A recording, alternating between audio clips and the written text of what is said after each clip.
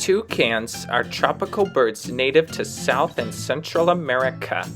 They live in tropical rainforests. Toucans are very colorful. They are mostly black, and some are yellow, orange, red, and green. Toucans are omnivores.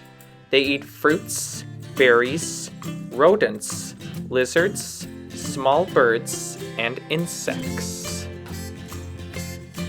The toucan has the largest beak.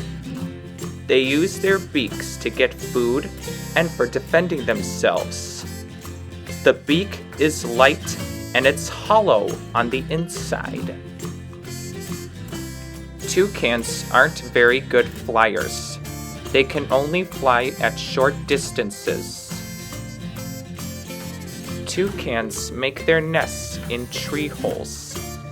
They lay about 2 to 4 eggs in a year. Toucans can live for 12 to 20 years. The mascot of Fruit Loop cereal is a toucan named Toucan Sam. Toucans are beautiful birds, and they are another one of God's amazing animals.